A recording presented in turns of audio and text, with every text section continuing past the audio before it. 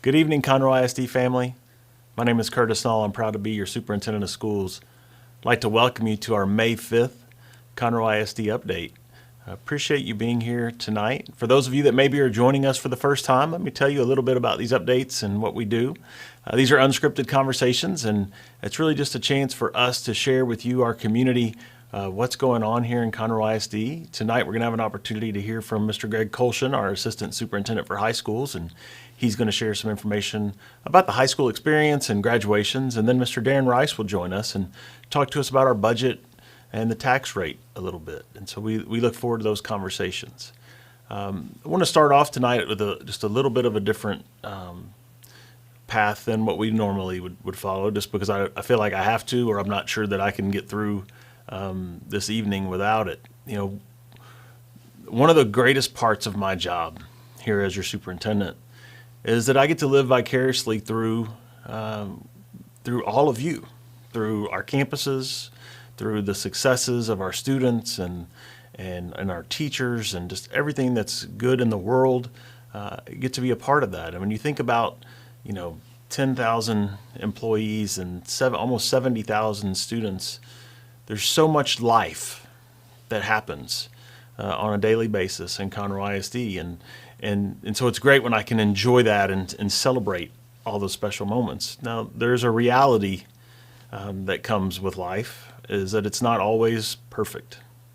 There are those moments that are hard, that all of us deal with our families and those that we love, that we have loss and grief and pain, and that's a reality in a family as big as this Conroe ISD family, that those things are going to happen. And so while tonight I'm going to leave some of that pain a little bit unspoken, I would just share with you that we have families out there that are hurting for their children, from high school to elementary.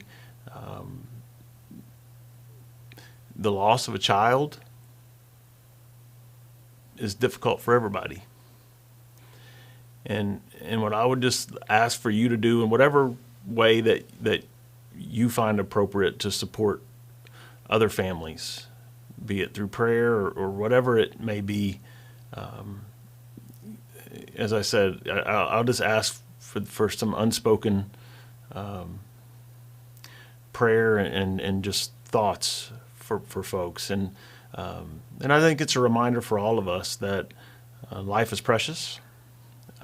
We need to be kind to one another. We never know what some people are dealing with, what they may be trying to tackle on a daily basis.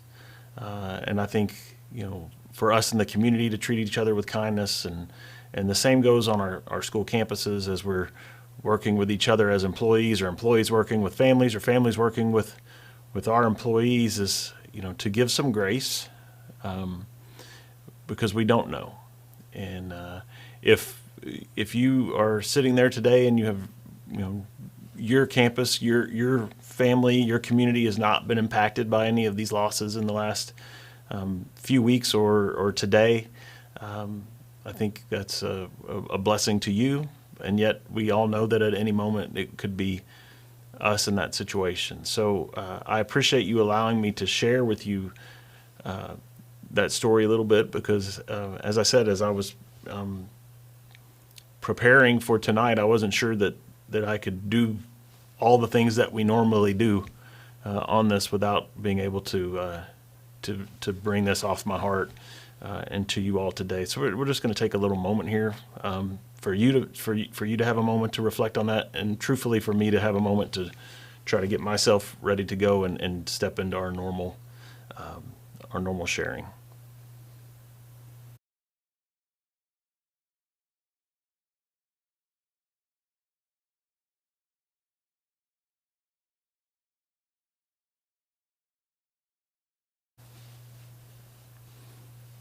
Appreciate you giving me that opportunity. And one of the things that helps us all to get through any of those situations in everyday life is love. And we talk about love a lot in Conroe ISD, and to me, there's a group of people that epitomize love every single day. They live it, and that's our great teachers. the work that they do on a daily basis to come in to make a difference, to make an impact on the lives of the children in this great school district in our community is really powerful. And as we celebrate Teacher Appreciation Week, I just want to say a huge thank you to all of our teachers. And I use the term teachers. I refer to myself as a teacher. I refer to all of us in this building as teachers. When you've given your life to education, you're a teacher. And the day that you quit viewing yourself in that way, I think is a sad day. And so it's for all of our employees. We celebrate you this week, and I know we say thank you to our parents who have gone out of their way to celebrate with our great staff this week and to let them know how much you appreciate them. And there are so many ways to do that. You know, sometimes it's bringing treats or Sonic drinks or the luncheons. All that is so wonderful and appreciated.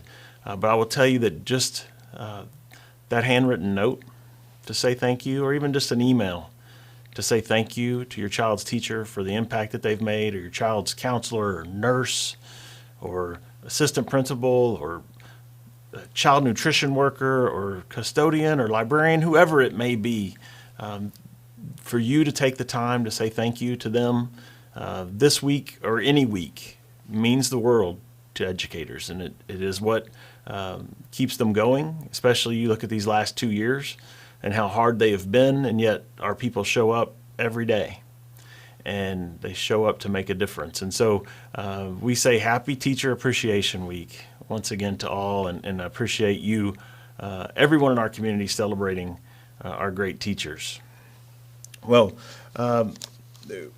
we've had so many things to celebrate.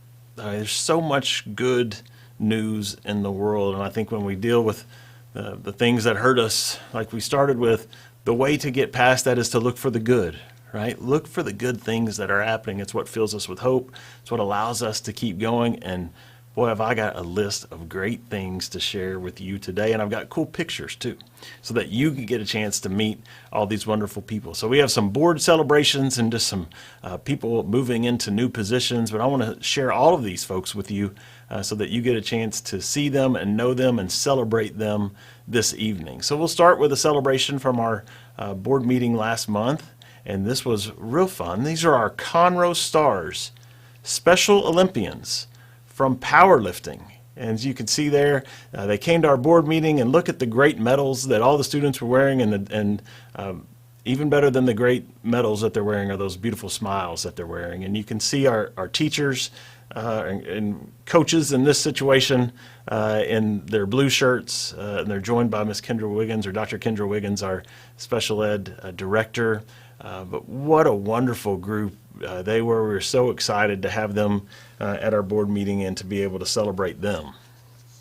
Also, at that same board meeting, we were able to celebrate Mr. Frederick Proctor. Mr. Proctor is one of our employees who actually is a lifesaver. He went into the lunchroom and noticed a fellow employee choking, and was able to perform the Heimlich maneuver and save that man's life. And so we celebrated Mr. Proctor. Mr. Proctor went out of his way as he spoke to the board and to the room that night, just to remind all of us as employees how important the training is that we all do as CISD employees every year, because we never know when we might be in that situation where we need to be a lifesaver. And we're thankful that Mr. Proctor was there. He was well trained, and he was ready to use his training to save a life that day. We were also able to recognize a state champion.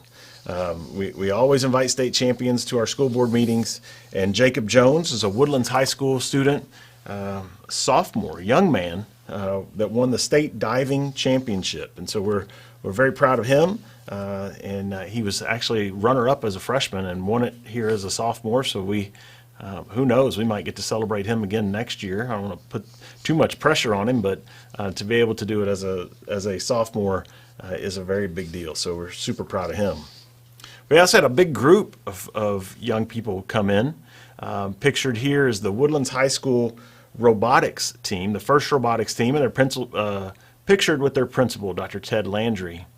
The Woodlands High School robotics program really got a lift this year because as part of our last bond program, we expanded the Woodlands High School, And when we expanded the Woodlands High School, we gave them a robotics lab so that they could match up with other high schools to have that facility. And what did they do with the facility once they got it? Well, they won a state championship in their very first year in their new building. And so we're so proud of them, thankful to the community for making the investment in these kids, along with their great instructors. And then to see them go out and take advantage of a great opportunity to compete and to bring home a state championship. Very proud of that group. We also have a world-class winter guard over at the Woodlands High School. They actually competed in the world-class guard and finished top 3 in world class. That is the highest competition level you can have, and they're actually the first group from Texas to ever medal in this event. So what an outstanding group by the color guard from the Woodlands High School. Now, we've had big events as well in Conroe ISD over the last few weeks, and one of them was just last week. We had our Conroe ISD Education Foundation breakfast, and we were greeted outside of our new Jet Center for the event by the Caney Creek High School cheerleaders. And you can see here they were wearing their medals. They were 3rd place in state, and we had representation from all of our high schools here that night, from JROTCs to choirs performing.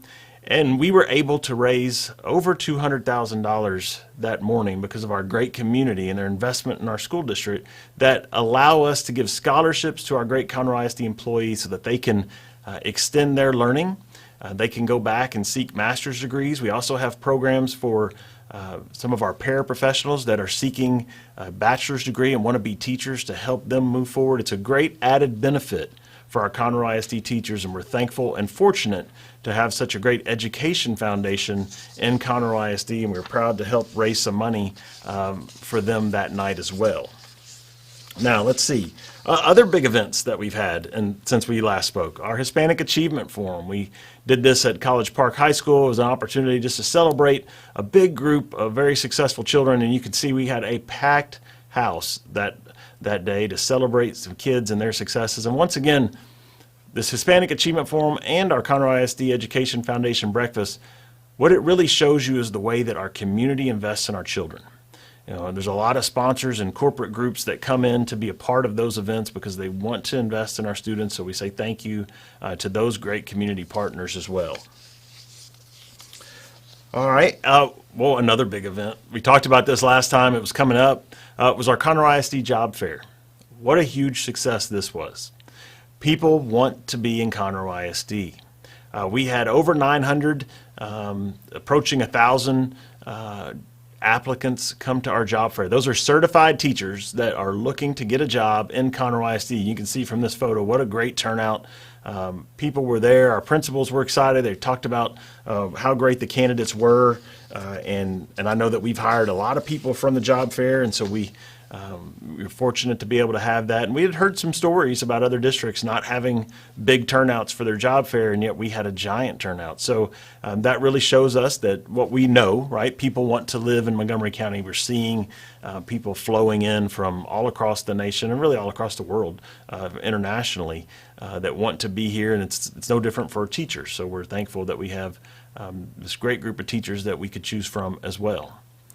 We also finally were able to celebrate Stockton Junior High and dedicate the building. It's great. Dr. Stockton, our former superintendent, as you all know, just a fine man and truly a great educator and somebody that we all look up to. Because of COVID, we delayed the dedication of that building by really almost 2 years, but we were able to celebrate him, celebrate the great school. We had a tremendous turnout for that event, and I know that Dr. Stockton was touched by the event, and we were so proud to have him there. And now at his dedication, we had a very special moment.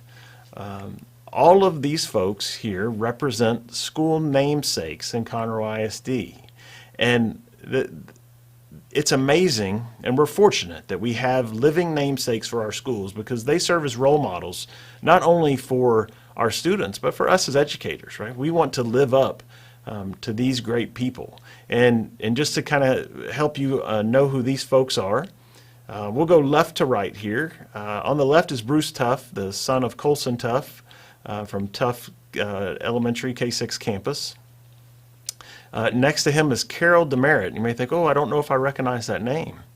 Well, she is the mother of David Vetter, who is David Elementary, his namesake. And so she was there. Dr. Ann Snyder from Snyder Elementary, and Dr. Stockton. Charlie Patterson from Patterson Elementary. Next to him is Mr. Walter Jett, who our new Jett Center is named after, and our previous Jett Center was named after. And then Dr. Gene Stewart and Dr. Joby Kaufman. So that's a special moment when we can have this many namesakes in one room. It's really something that we appreciate. Now, just this past week, as we celebrated Teacher Appreciation Week, we celebrated all of our Teachers of the Year at our Salute to Education banquet. And we recognize Teachers of the Year, Rookies of the Year, or up-and-comers, rising stars as they were, so younger teachers into the profession. We also recognize Humanitarians of the Year, so those are big culture people on campus that help to lift the whole culture. And then we do Friends of Education, so these are not employees, but really dedicated volunteers, and we recognize them as well. But as part of the ceremony, we go through this process that's very difficult to name the elementary Teacher of the Year for Conroe ISD and the secondary Teacher of the Year for Conroe ISD, and I'd like to introduce them to you tonight as well. So up first here we have Miss Addie Milian. She is the Elementary Teacher of the Year. She is a teacher at Runyan Elementary, so congratulations to Addie. And then Coach Jay Buenger. He is a coach over at Knox Junior High, and he is our secondary Teacher of the Year. So congratulations to both of them. As you can imagine, we have 4,500 teachers, just teachers. So to be the ones selected to be the Teacher of the Year, how outstanding they must be. And I know their campuses are proud, and we are proud of them as well. So congratulations once again to Addie and Jay. Now, over the last few weeks, we've been naming some new principals and people into new positions as part of the what we do this time of year is we have people retire and move on. It opens up opportunities for new people, and we just like to introduce them to you so that you can put a face with the name. And so we'll share some pictures here of some new elementary principals that were just recently named. From Giesinger Elementary, Miss Amy Barber. Hope Elementary, the new principal will be Christina Upshaw. Rice Elementary, Denise Coello. And at Runyan Elementary, Anel Salas. So congratulations to our newest elementary principals in Conroe ISD. We also named a new high school principal, Buddy Bush. He's current principal of Conroe High School 9th grade campus, will be joining the Grizzly Nation out there at Grand Oaks High School as their principal. We also named Gilberto Lozano, our bilingual and ESL director for the district. He moved over from Hope Elementary. That's what created that vacancy at Hope for Miss Upshaw. So we appreciate Mr. Lozano. He served as principal of 4 different elementaries in Conroe ISD during his time here, and at every stop has been absolutely amazing. So we're looking forward to the work that he's going to do here as he works with all of our ESL and bilingual students. And then that position came open because Ms. Darren Carlisle, who used to be our director of bilingual ESL, has made a move over to head the entire department of curriculum, instruction, and professional learning. So now she's taken on a new role. So congratulations to Ms. Carlisle and the work that she has done. We're proud of her. Now, our newest hire is our athletic director.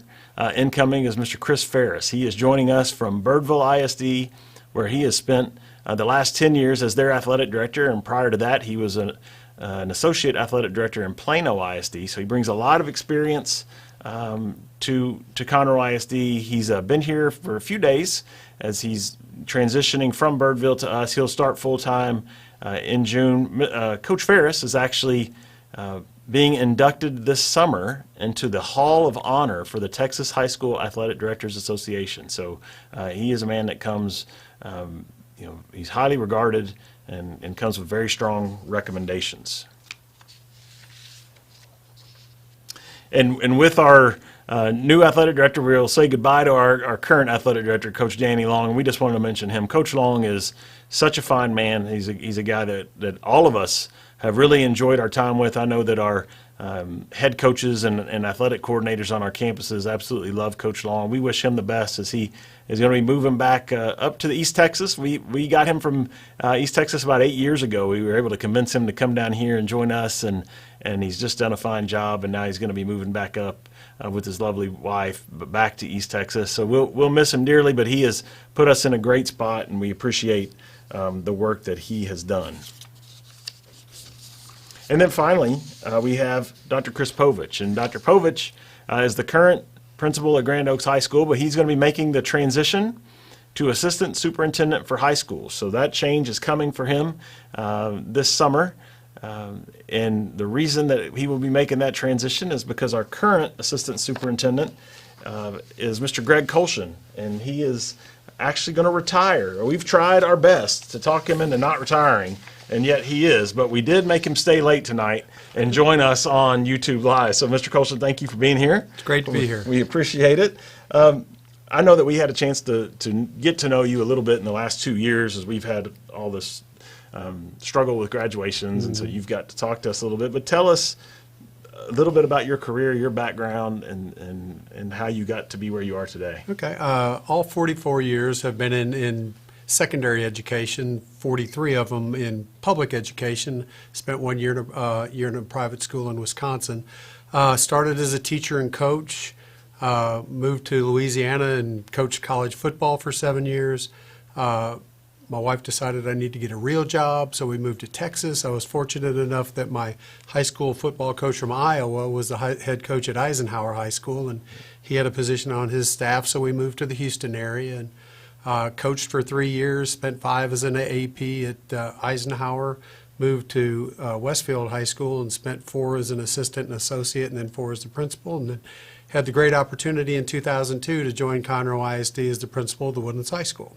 Right, and my last year of teaching on a campus, I was a teacher at the Woodlands High School, and Mr. Colshan was the principal, and thanks for not running me off. I appreciate that. And I've said this to Mr. Colshan before. I enjoyed that year, certainly learned a lot, watched everything you did, and really learned how to be a leader by watching you, and so that was awesome. Well, what's the best? I mean, high school principal, I think for me, you that have had that job in the past, Dr. Hines, our deputy superintendent who you met last month, he's had that job. I think we all say it's our favorite job we ever had. Oh, absolutely.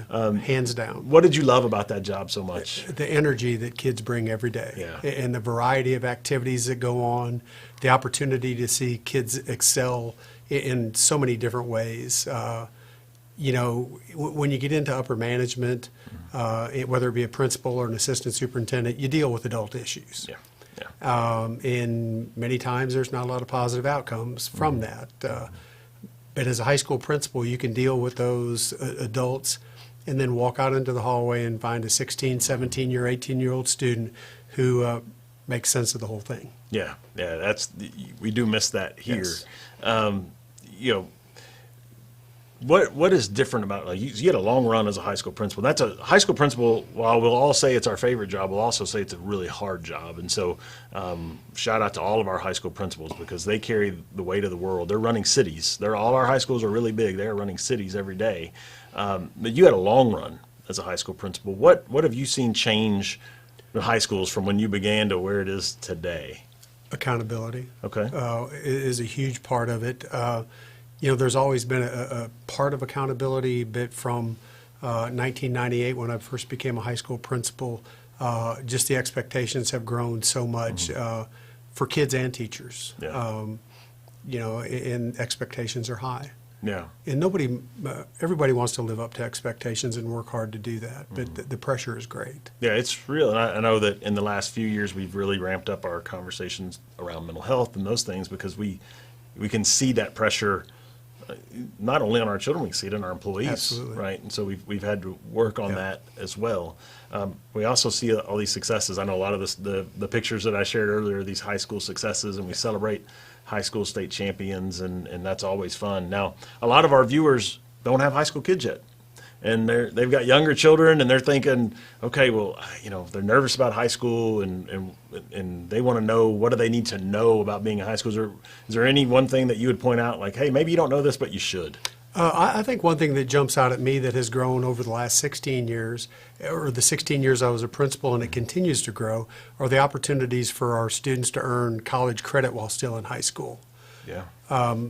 They've both grown. So there's two paths, right? Two different ways. 2+. Okay. One is a brand new one. Okay. 2 paths, basically. The one that's been around the longest and probably has as much publicity as anything is the Advanced Placement Program through the College Board. Okay. We currently offer across campuses 38 different opportunities for students to earn college credit.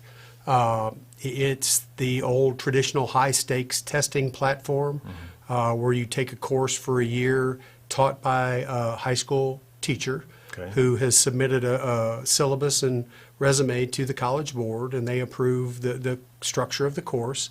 And then at the end of the year, in fact, AP testing started Monday. And over the next 2 weeks, all of those students will have the opportunity who took the course to take a test, a 3 or 4 hour test. And based upon that test, they will either earn college credit or not earn college credit.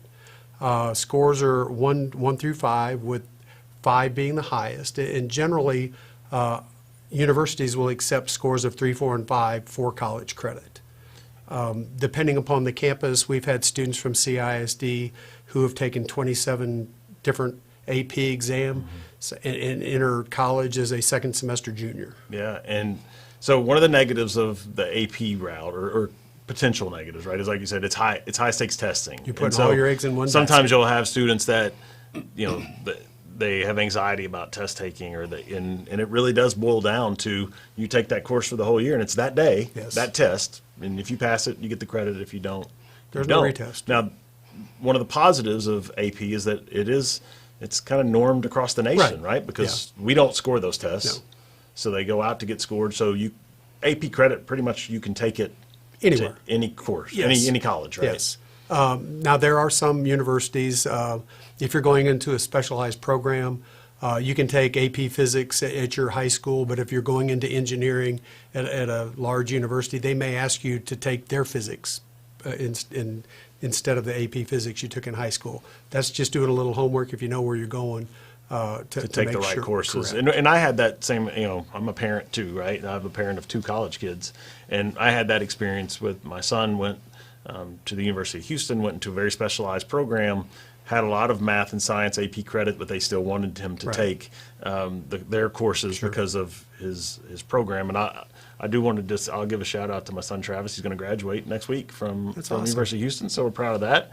So if you don't want to take the AP route, you don't want to have the test at the end, what's another route? Dual credit program through, we have a great relationship with Lone Star College, Montgomery. We currently offer 21 different opportunities for students to earn college credit while still in high school. It's a little bit different format.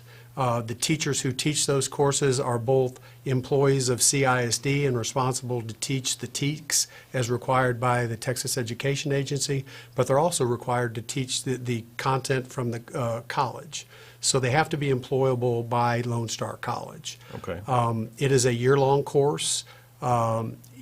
There is no cumulative test at the end of the semester that's going to determine if you earn college credit. So it is much less high stakes. You earn your college credit throughout the year as opposed to just that one day. Okay. And then are there any potential negatives on the dual credit side? Like, why wouldn't everybody just take dual credit and not AP? Dual credit is accepted at all public institutions in the state of Texas. There's no guarantee once you get out of the state of Texas where the universities will accept those credits, and there's no guarantee even private schools within the state of Texas will accept those. Okay. So you really kind of need to pick think about where you're going now, but you don't have to choose a singular path. No, right? You can mix and match. Okay, so and that's not uncommon. One of the things you might see if a kid is a math science kid, right? That's they're planning to be an engineer maybe. Sometimes you'll see that kid take AP Physics and AP Calculus but then take dual credit English, right, yes. or in history, right? Because that's just a change where their focus is, and that's common. So now, as a parent of 2 kids in college, one of the things that speaks to me is, so if we're earning all this college credit in high school, what is that saving? And so we did some math on that, and I think we can share those numbers. This is amazing. So when you look at over 5,000 AP tests passed, plus 6,500 dual credit courses, this is what our kids did in 2020, 2021. That equals out, what we did is we just pulled the cost for average per hour cost for in-state public university. So this number is a low estimate. This is if you're going in-state and public. If you were to go to private or whatever, it'd be much higher. But our students saved over $13.6 million for their parents by taking these classes. So if you have kids that are, in junior high and elementary, this is the kind of thing you want to be focused on. You want to think about this as you're doing your 4-year planning, which happens early in junior high, and you're thinking, oh my gosh, why are we already talking about this in junior high? Well, because there are some pathways that we want to make sure are open so that you have all the options available to you. But in addition to that $13 million that they save in dual credit and AP, our students also received over $30 million of scholarships. So there's a lot to invest in, and take care of in high school that gives you a leg up. Maybe you trim off. We just talked about credit hours and what that savings is. But if you knock off a semester or a year, you're also saving all that room and board. And so some school districts you'll see will focus on AP, and some will focus only on dual credit. We take a lot of pride in having both of our pathways be very strong. And I think we like to keep it that way. Absolutely. Right? 'Cause it's a good balance. It gives students choices. Yeah, we see the merit. There is a new third choice. And it's traditionally reserved for campuses that don't have teachers who have a master's degree in a content area, so they don't qualify to be employed by the college. There's a program called On-Ramps through the University of Texas. Okay. And we've done a pilot at Conroe High School and Caney Creek High School this last year. And basically, we send teachers to be trained at the University of Texas. They're paired with a UT professor, and like dual credit, it's both sides of the curriculum. We're teaching our TEKs while the UT professor is leading our teacher to teach the UT curriculum. Wow. So we're anxiously waiting data from that, but that is another very cost-effective way if your campus doesn't have a dual credit program that you're looking for. Yeah, and you don't want to force kids into programs before they're ready, right? But you may find one or two areas that your child is ready to take one of these classes in. And in addition to saving money and all those things, it also just encourages kids to go to college. Because if I know I'm going to enter college and I already have even 9 hours or 12 hours, like that's a great leg up just to enter and know that you can, right? Especially for first generation college students. So that's really great. And we appreciate those programs. Well, we're approaching that time of year. It's like the Super Bowl, right? It's like the Super Bowl for us. Everything we do around here is all about graduation. And I think we showed that a couple of years ago. We were living in the pandemic, and yet we found a way to graduate because we know that's, for us, it's the culmination of everything that happens from pre-K through 12th grade. It's a celebration for every employee in this district, regardless of what grade level you teach or what department you're in. If you're not a teacher, everything we do is about having those children walk across that stage and having options in their life once they've crossed that stage. And so let's talk about graduation. It's coming up quickly. May 19th, Conroe High School. First one. Cynthia Woods Mitchell Pavilion. Yeah, we have our schedule here. You can see our 6 big high schools all are at the pavilion. Right? Yes. And then Washington High School will be at the Ark Church, so that's great. Anything we need to know in particular about the way graduations operate or any of the rules about the pavilion? Actually, if you go to the Graduation Central on our homepage. All right, let's show that here. There is a link for each one of the high schools that has pavilion information as far as parking, the clear bag policy, and those sort of things from the pavilion perspective. So here we are. We were on the, let's just kind of walk through that so everybody can see where we were. This is the Conroe ISD main page. You come here, Graduation Central is front and center. Just as it should be this time of year. And then to mention what Mr. Colston just said, so here are the pavilion rules for each one. And then this is a big deal right here, our live streams. Absolutely. Right, so We'll have a lot of family members that can't be present, but you can go right here. You can find the live stream and watch our graduation live, and that's a great opportunity for those that maybe live out of town, or if just everybody doesn't want to make it, or somebody's at home, watching the brisket to make sure we're ready for the party after graduation. Absolutely. And they have a chance. A little bit late for brisket, but Yeah, that's okay. yeah. Well, hey, it depends on the day. I don't Yes. know. So that's our graduation central. Anything else you'd add, Mr. Colston, about graduations? Anything we need to know? As in the past, each graduate will get at least 4 chairback seats under the cover, Okay. and then there's unlimited seating on the hill Yeah. for anybody who wants to come. That's a big advantage of the pavilions. One of the reasons that we go there is, it really is unlimited as far as, as many people want to come on the hill, they can. It's a first-class venue, when you really think is. about that our students walk across a stage that so many great performers have performed on, and it's a beautiful place to really celebrate our graduates, and so we're appreciative of that, and you can see these pictures from previous events. And we look forward to it. It's for us, we get It's the the highlight honor. of the We year. get the honor of being at all of them. Absolutely. And it does make for a long week, but we wouldn't trade it. And I'll point out that it's not just us that are at all 7 events, but our school board members are as well. And this is our job, and we love our job.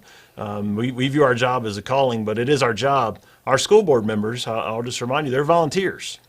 So they will go to their jobs all day long, and then they will come at night and celebrate your graduates every evening. And so we're so thankful to Mr. Hubert and Mr. Moore, Ms. Wagaman, Mr. Sanders, Ms. Chase, Mr. Williams, and Mr. Inman for their dedication and the way that they'll invest in our graduates as well. Mr. Colshaw, I can't let you escape without saying thank you. 44 years in education, and I've shared this with you, like I said, multiple times, but a lot of us around here look up to you. I appreciate that. We're going to miss you. Dr. Povich got big shoes to fill. Now, he worked with you for a lot of years, so he understands that. He did. He gets that. Hopefully he learned the good stuff. He forgot the bad stuff. Who knows? But we do appreciate just the care that you've given to so many students, and you go anywhere with Mr. Colston, it's like you travel with a rock star because everybody knows him, and everybody wants a chance to talk to him, and so we thank you so much. Thank you. It's Absolutely. been a pleasure. Absolutely. It's been a pleasure. Appreciate you. Well, we really appreciate that opportunity to talk about graduation and the high school experience. And like I said, for those of you that don't have students in high school, it's good for you to know that. And we're going to kind of make this transition, and it's one that we like. We like this transition between academics and financials because we know that you send us your very best every day. Your very best in your children and your very best in your tax dollars. And we think that both of those things should be cherished.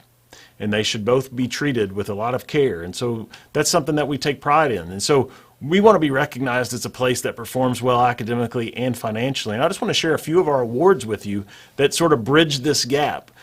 First is the Niche Award. So if you go to niche.com, it's a website that people will often go to. They're looking to move to an area.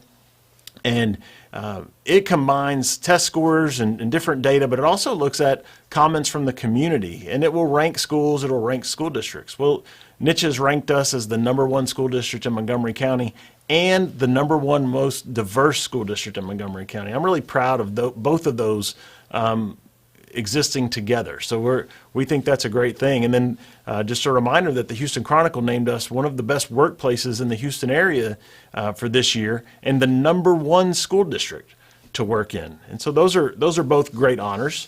And then we have a few more honors that I'd like to share with you. And we'll kind of put them up, and I'll talk through a couple of them. The most significant one, I believe, is there to the left. So ERG is a group that ranks school districts. And when they rank school districts, they look at, on the two axes, they look at financial performance and academic performance. And so how do you do when you combine your performance in both of those areas? And we actually are ranked as the #2 school district in the state of Texas when you consider academics and financials. That's something that we should all be proud of as a community. And we have received 5 stars from the state comptroller. And once again, they look at financials and academics. We've received 5 stars, a perfect score. every year of that program, 12 years straight now. And we're one of only 2 school districts, once again, out of 1,100 school districts in the state of Texas, to be able to say that. And so we're really proud of that. And we have a few more awards here that I know that Mr. Rice is going to share with us in just a few minutes. But from our transparency awards to our budget awards, these are all things that we take a lot of pride in. So we want to have the highest star scores in the area, but we also want to have the best financial performance in the area as well. And the man that helps us do that is our Chief Financial Officer. And I promised you last month you get a chance to meet him today, and I'm proud to introduce you all to Mr. Dayren Rice. Mr. Rice will join us here. Thanks for being here, Mr. Rice. Good to have you. Welcome to our YouTube Live and our great community. And so, Mr. Rice, first let's give them a chance to get to know you. You're a hometown guy. Oh yeah, thank you for that introduction. And once again, my name is Dayren Rice, and my history with CISD starts way before my professional career. Started all the way back at Runyan Elementary. All right. I went from Runyan Elementary to Sam Houston Elementary. We made it to Reeves Intermediate School, Travis Junior High, and I'm a 1984 graduate of Conroe High School. My wife is also a graduate of Conroe High School, and she also works for the district. She's in our maintenance and custodial department. And my daughter is also a graduate of Conroe High School, and she is now an instructional coach for the district. So, a long tenure educationally to get here. Professionally, in 1990, a man by the name of Olin Ashhorn, who at that time was the Assistant Superintendent of Business and Finance, took a chance on a kid straight out of college. And he gave me the opportunity to come to this district and work as its internal auditor. From that position, I transitioned to the comptroller position. From then, I moved to Director of Finance, to the Executive Director of Finance.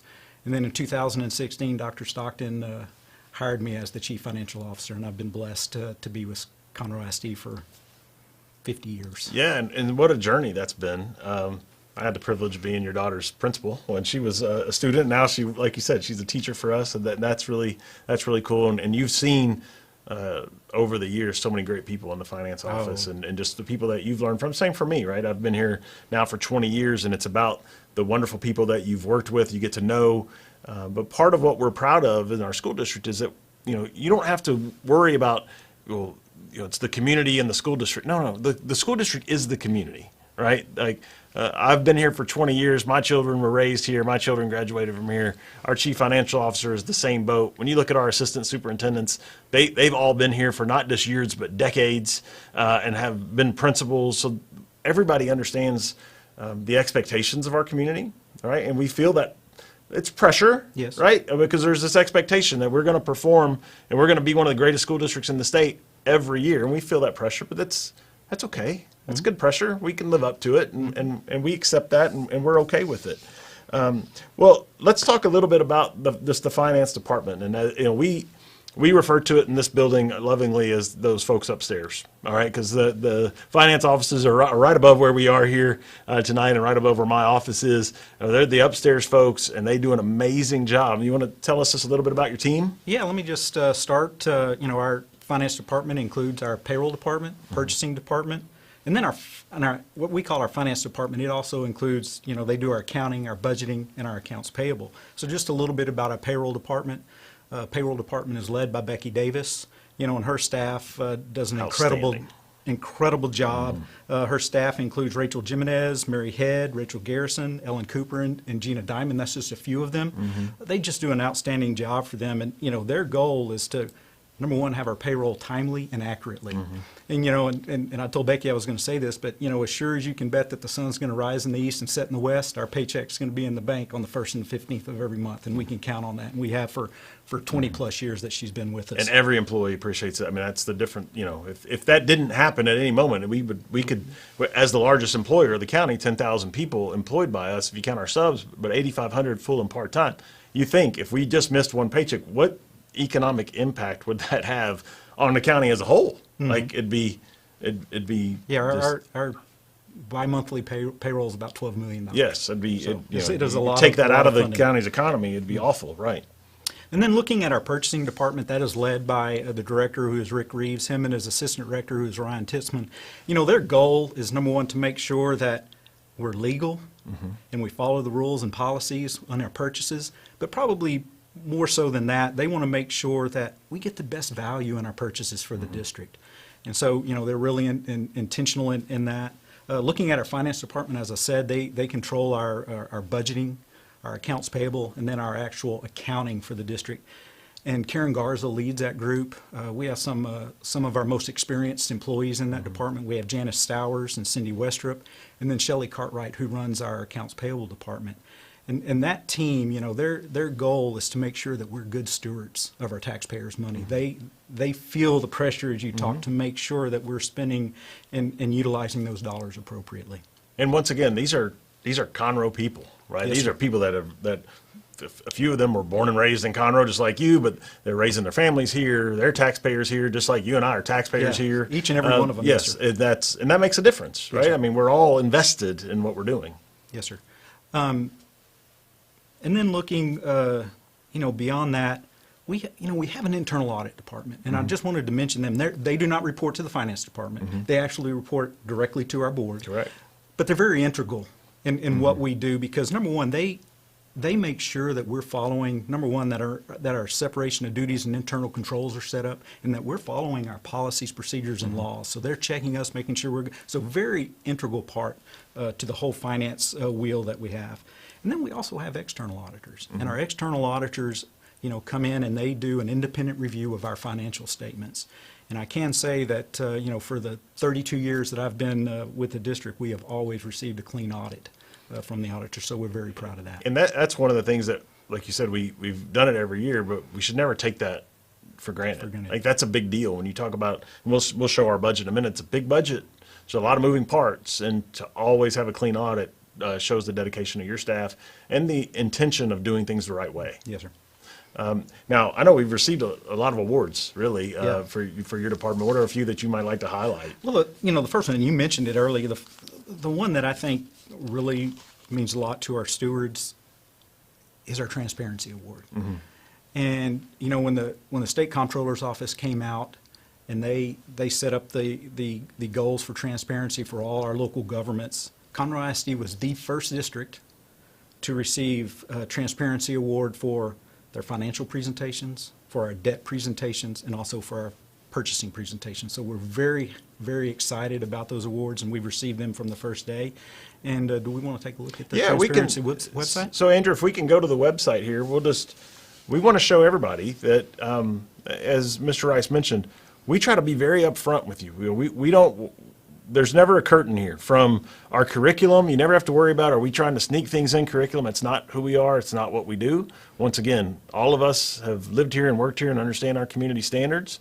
But also on the financial side, we want you to see and know how your tax dollars are being spent. So if you go to the Conroe ISD website here, you can click on community, and the very first thing, we don't hide it, we don't bury it. It's, some places this might be difficult to find. It is easy to find in Conroe ISD. Right under community, you go right over here to view our transparency information, and it will take you to our Texas Transparency site. And there is a lot of information that is here. And we're not going to spend time this evening going through any of this, but we just want you to see where it is so that you can come here and you can see all the information we'll share tonight is here at some point, but you can see our tax rate and the way we spend our money. All of those things are here. So we appreciate the fact that we make this easy for you all to find. It's why we've been awarded awards for being transparent, right? And we go back to, we understand what the community expects, right? That we know the expectation, and so being transparent is part of it, and so that's why we have that. Any other big picture things, other awards maybe that we'd want to talk about? Yeah, just a couple of more awards. Our purchasing department the last 2 years have received the TASBO Purchasing Award of Merit. Okay. They're very proud of that. First 2 years we've got that. And our budget book and our comprehensive annual financial report, we've received the GFOA and ASBO awards since 1988 for our CAFR award in 1999 for our budget award. So we're very proud of receiving those awards for those presentations. Yeah, and part of what Mr. Rice does as a CFO, the operations departments also sort of fall under his side of the house. And I know our planning and construction department just recently earned an award for the great certifications that their folks have. And that's important too. You think about the amount of bond dollars that we're spending to not only have the right type of oversight of internal and external audit and our great finance team, but then have a planning and construction department that receives awards for the work that they do as well. You know that we have experts that are out in the field and really getting the work done. So we appreciate that. Now we're going to move a little bit and talk about tax rate. And now Mr. Rice and I could get and talk for hours on this. could. Like we're going to do our best not to lose you, but we just want to share a little bit of information about our tax rate, our budget, kind of how your money is spent. And then I know that home appraisals are one of the things that all of us were shocked by as homeowners in Montgomery County. But what does that mean for the school district? So we're going to share that with you as well. But let's start by looking at our tax rate. And you can see our history here. We lowered the tax rate by about 3.5 cents, a little over 3.5 cents this past year. Mr. Rice, we're expecting to lower it again. Is that right? Yeah, with the compression from the state funding formula, we're looking to decrease it by about 6.14 cents. Okay. So we'll be this somewhere in the coming $1.11 range probably for next year. So we'll be at about a 17-cent decrease since 2018 that we're looking at. And you can see there to the right how we compare to our other school districts. And Mr. Rice, we were talking about this earlier today. You made a great point. It's really not compare so much, but it's what? We compete. It's to compete, right? Like that's the truth, because these are the districts that we look at when we look at our financial information, but this is also the same group of districts that we look at when we are looking at our academic information. And I think you put that right, because to compare sounds awful passive. That means in the end we'll just sort of take what we get. No. We compete. We want to be the best on not only the financial side, but also the academic side. But you can see our tax rate, Conroe ISD, how we compare and compete with those school districts that are like us, and our tax rate is significantly lower than those school districts. And on the academic side, we compete very well when you look at the results of how well we do. Now, what most people may not realize is our tax rate's actually broken into two different pieces, right? So when you see your Conroe ISD tax rate of $1.176, it's really made up of two pieces, right? Yes, sir. You want to explain like what those two are a little bit? All right. On the right side, you can see that's the debt service side of our tax rate. It is currently at 26 cents. Now, the debt service side of our tax rate, we kind of call it's our mortgage. That pays for our bonds, our principal and interest payments. It's paying a mortgage on our buildings and everything. Now, let me add this. On the debt service side, the state doesn't fund us at all, right? Correct. All the funding that comes there is from tax revenues. Okay, so if we're going to build a building, the state doesn't factor that in at all into our operating budget. It's the expectation is that we would go out, pass a bond, sell bonds, and then we set would the appropriate pay tax those rate. back. Now, our bonds are 25-year bonds typically. Yes, sir. You may see other districts do 30, Some 40. some 40-year bonds. That's really stretching it out. We don't do that. We keep it to 25. And so let's focus on that 26 cents, which is the smallest portion of our tax rate. That's really about 22% of our total taxes, all locally funded. And once again, we talk about that. That's our bond tax rate. And so you can look at our 2019 bond referendum, and you can see a lot of the different projects that we did here, $653 million. Proud to say that despite the inflation, despite all the struggles with supply chain, our bond program is on budget and on time. Yes, right? sir. And that's a testament to you. It's a testament to our planning and construction department. But you can see here the work that is being done and being done on time. Now, I've been asked a question quite a bit lately, because if you've looked out there, you've seen that Willis is doing a bond, Montgomery is doing a bond right now, Klein is doing a bond, Humble's doing a bond. And so people have asked me, like, are we behind? Are we off our schedule? Are we going to be behind these other school districts? And I would tell you, no, we're not. But we are reaching a point where it's about time to start looking at it again, right? We've added over 3,000 students this year. We're going to have to really begin to investigate that. I know we had one of the questions that came in before tonight's event was, hey, what are you doing about overcrowding? My kid's school is overcrowded. What are you doing? And one of the things that we have to pay attention to is, when is it time to build new schools? So we'll start a PASA study this summer that will help us to look at the demographics and what growth we can expect. And then that may lead into a future conversation about a bond. But when you look at that 26-cent piece, the reason that we can keep that the same without increasing it is because people keep moving here, right? And appraised values go up. And part of why our total appraised value as a school district goes up because we keep building more houses, right? So what today is an empty pasture, a year from now is 500 homes, and now that's all new value. And part of the reasons why I would argue would never want to necessarily pay cash for a school is it'd be unfair to ask the people that live in Conroe ISD today to build a $50 million school and own that whole bill, while somebody that moves in 5 years from now would get to walk in and wouldn't have to pay their share. So to stretch that out, especially in the low interest rate world that we've been living in, it kind of makes sense, right? To let everybody that's going to enjoy that the benefits of that school to pay for it over time. Share. Yeah, and so that's part of what we look at when we talk about bonds. Now, one of the things that we know in Conroe ISD is we're really big. Especially when you compare us to the folks around us. We're surrounded by small districts. So there are 5 other school districts in Montgomery County.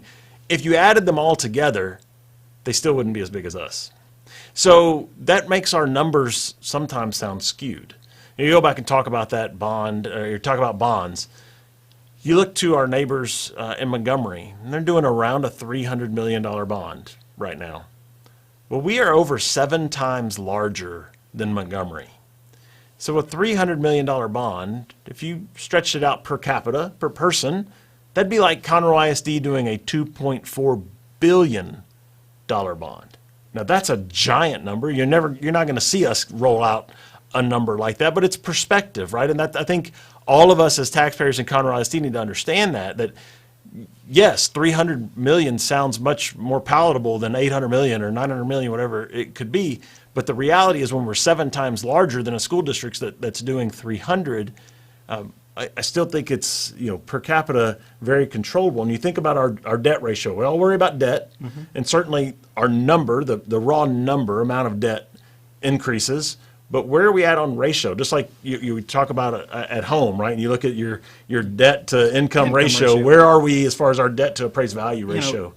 As of 8/31, which is our last fiscal year end, our debt ratio was at 3.77.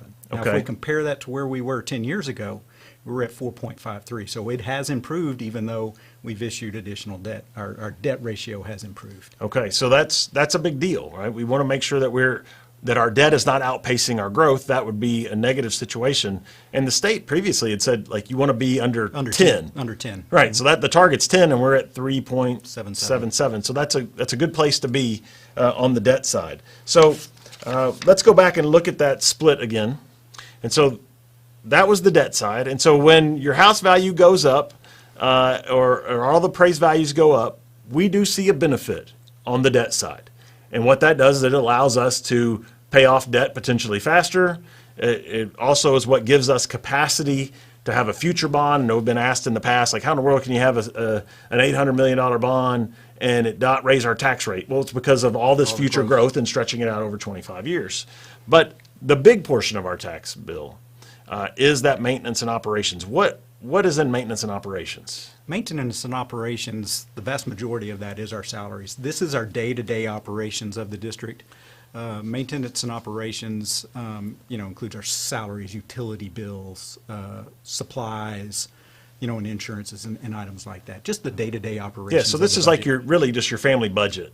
Correct. Minus the mortgage, right? Correct. And on that mortgage side, that debt service side, we can't use bond money to pay salaries, right? Correct. It's not legal. Right. So you can never say, I know sometimes we'll have that question asked, you're doing a bond, does that mean you're going to give teachers a raise? No, it doesn't, because we can't take money from the debt side and pay operations side. Correct. Now, if we weren't able to pass a bond and we had to use operational money to buy buildings, it could negatively impact our salaries or our ability to hire teachers, right? So it's important that both sides are healthy. But this chart shows you a little bit, and as you would expect, we are a people-driven business. So almost 90% goes to salaries. That's where we go. That's pumping money directly into Montgomery County, It's, you know, employing all these great employees that we have. Now, the next section there, the green, so what's in contracted services? What falls in that category? Yeah, that category, the majority of that is our utility bills. You know, Okay. just to operate our buildings and keep them open, keep them cool or heated, you know, depending on the season. A lot of square footage of buildings out Yes, there. And then supplies and materials, the next section there, what falls in that category? Well, the largest item in there is our fuel for our buses, you know, transporting our kids over 348 square miles. So unfortunately, that's probably about to get bigger. Yes, sir. Yeah, I think that's unfortunately. And then that last piece, equipment and other? And once again, the largest item in there is property insurance for our Okay. buildings. Okay. Well, let's look at how we spend our money compared to the state a little bit. And here's just a quick graph or a chart. And certainly if you're watching this at home, you could pause it and really study this. But we highlighted a few in green that maybe we would just point out. Mr. Rice, what stands out to you when you look at this chart? You know, really, we have them highlighting green. It is the instructional area. You know, 60% of our expenditures go into the classroom as compared to the state of about 57%. You know, transportation, as we just talked about, we're 348 square miles, and we transport a large percentage of our students. And then general administration, we spend less than half of the state average in general administration. So those are three areas that really come to mind. Yeah, that's a big deal, right? We take a lot of pride in that, that we are thin in central office. We want to be thin in central office, and so we appreciate the fact, and it's, you know, quantified by looking at how the state performs as well. So if you're wondering about, you know, all these tax dollars and what do we do with them, there's the exact breakdown of what we do with them. The budget process is interesting because it's ongoing. I mean, by the time the board approves a budget for a single year, we're already on to the next year, but our board is integral in the budget preparation process, and kind of tell us how that comes to be. Well, yeah, you said it just right. The budget process never ends. When we're adopting a budget, we've already worked on the next 2 to 3 years. They're already in motion. But officially, our budget, we start the process in around December. We start with our enrollment projections. We start getting our first idea of what appraised values will come in with. And then we get prepared for our first board workshop, the first of many. If it's a legislative year, we might have 7 to 8 board workshops to where we're sitting down with the board and talk to them about laws, potential laws that are coming or changes to the funding formula. And then at that board workshop, you know, we discuss those items. And then throughout the spring area, we start looking at enrollment projections. We start really getting into our allocations, looking how those are going. Start doing some revenue estimations. Look at employee benefits. That's another big ticket. You know, salaries and benefits. Right. Yes. You know, kind of go hand in hand. You know, with our raises, we'll have TASB come in. They'll do a salary study for us and at that time, and then, you know, we will meet with the board at that time. And also the board, some of the board members participate in some of those committees, especially with our benefits committee and our salary committee. They do participate in there. And, you know, and that is in the spring. And then we get a pretty good idea around May where we're going to be. And, you know, we will meet with the board at a board workshop, tell them where we are. And then we move into where we meet with the district level planning and decision-making committee. We present our budget to the board. They have any changes or any recommendations they want, and then we will bring that to the board, you know, for their review. And then, you know, we will have a public hearing the first Tuesday of August. And then at the August regular scheduled board meeting, we will ask the board to adopt the budget and our tax rate. It's a process. It is a And process. every step along the way, the board is giving their feedback. every And time. we adjust and do what they want us, you know, to do. And so we appreciate their feedback at every step along the way. Now, we hinted at this early, but appraised values for homes went up. And I know some folks think, oh, you know, the school district's about to get flush with cash. What in the world is the school district going to do with all this money? Because the truth is, people's tax bills are going to increase, and when they look at their tax bill, they're going to pay more money to Conroe ISD. And so I think it's a very valid question, right, to say, we're sending you all this extra money. What are you going to do with this extra money? Where is this extra money going? But it's not quite that simple, right? There is. So we made a little chart here to share this with you. You want to talk to us about this a little bit? Yeah, first of all, I was shocked when those tax bills Yes, came in as absolutely. well. You know, personally, it was like, wow, really?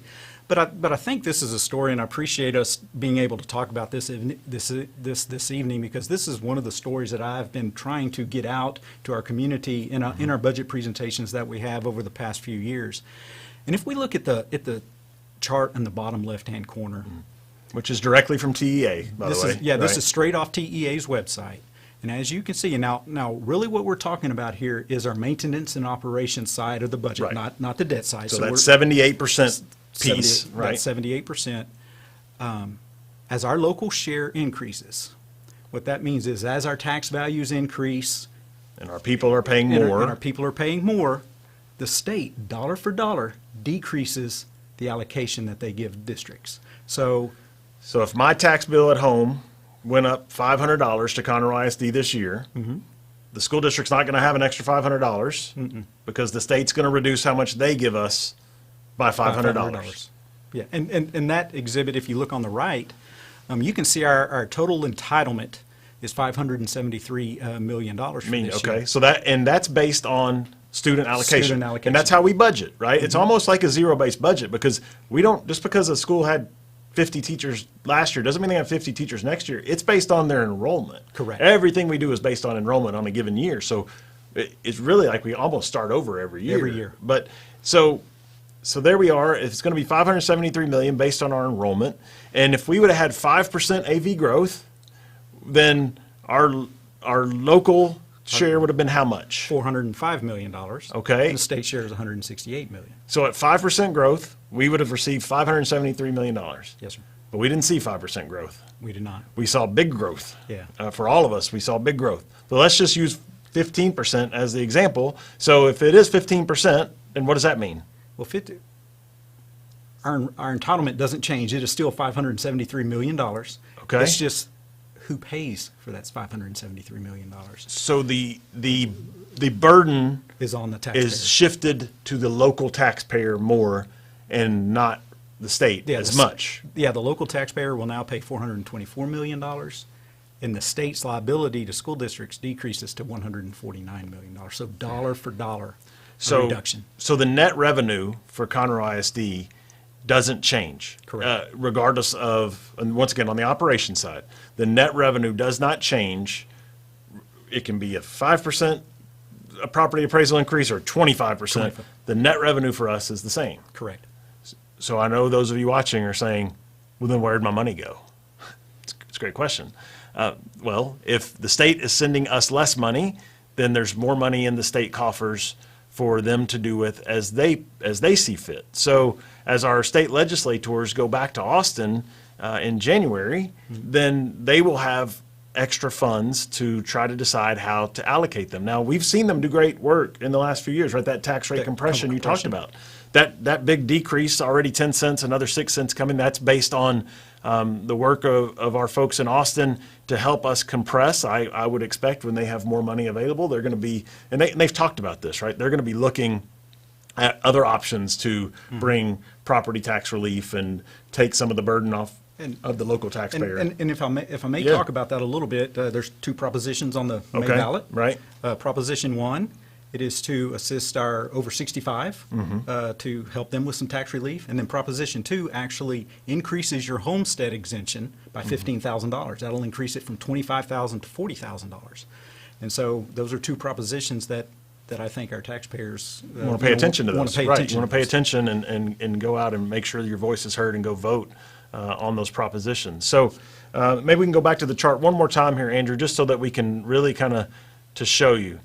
So regardless of 15% property value growth or 5% or 2% or 30%, the net revenue for Conroe ISD stays exactly the same. And that may not be the case for all local governments. I don't know how county government works or smaller cities in our school district work. This is how school funding works, and it's its own. You can't apply our rules to other county governments, and you can't apply their rules to us because it's just different, right? So really, the only way for a school district to have any type of revenue growth, net revenue growth, is additional students. Right. And So- fortunately for us, we're growing. We're growing. It creates its own challenges, right? Dealing with that growth, you have to do bonds, build new schools. But if you weren't growing, you'd be in really bad shape, Yeah, you'd right? be in I mean, worse. financially, you'd be in a really tough spot. Yeah. So we are fortunate to be growing, but hopefully that's helped to answer some of your questions about taxes and how they work and where does that money go. Once again, the Texas Transparency website is there for you to go, but we're also available. I mean, I know that we take calls, we answer, we try to visit with people as much as we can, and myself, Mr. Rice is available. Any of us here, we're happy to visit with you and try to have conversations and help you see how we use the money. And once again, our board has done just a wonderful job of being great stewards of the taxpayer money to deliver a top-rated academic performance school district while also maintaining one of the very lowest tax rates. Is a feat, right? And that's something that we are super proud of, that we can deliver that. And we know that's your expectation. We know those expectations aren't changing, and we are dedicated to continue to live up to those expectations. So I know that we had the question here about class sizes and being big, and sometimes we have to change feeder zones and move people around because the school just becomes too overcrowded. We reach those situations, we buy portables sometimes, and then there are some sites where we run out of room for portables. Like, we cannot put more portables, and our options become, are we going to have a classroom meeting in the hallway, or are we going to have to start moving programs or just different neighborhoods to other schools? Now, the benefit when that happens is all our schools are great. So if you end up going to a new school, you're still going to enjoy your school where you go, but we know that change is hard. We don't take it lightly. We don't do it kind of cavalier nature. We really try not to upset the apple cart too much on that, but sometimes we are forced to do it. But we will continue to monitor our growth. And once again, we're not behind on our bond program, but I think there's certainly with our growth, I think it's something we'll be talking about here in the next year or so as we begin our conversations, just to make sure that we can keep up. And we don't want to reach a point where we have to start moving a bunch of neighborhoods around because their schools are just too full, and it creates a lot of problems. So we appreciate that. And I'm looking here to see, I don't see any other questions. So we thank you for joining us this evening. Thank Mr. Colston for being here. Thank you, Mr. Rice, for joining us. If you have any questions, we invite you, please reach out to us. You can reach us directly. You can go to the Contact Us portion on the website. Our great communications team can pick up your questions and make sure to direct them to the appropriate people as well, so that we can get you the answers that you desire about your school district and how we use your tax dollars. So thank you all once again. Congratulations to our seniors, class of 2022. We look forward to celebrating you, and we'll see you very soon as you cross the stage. And finally now, back after 2 years, I get to shake all your hands again. So I look forward to that. It's always a highlight for me. So appreciate you once again for joining us. We wish you all the best. Thank you.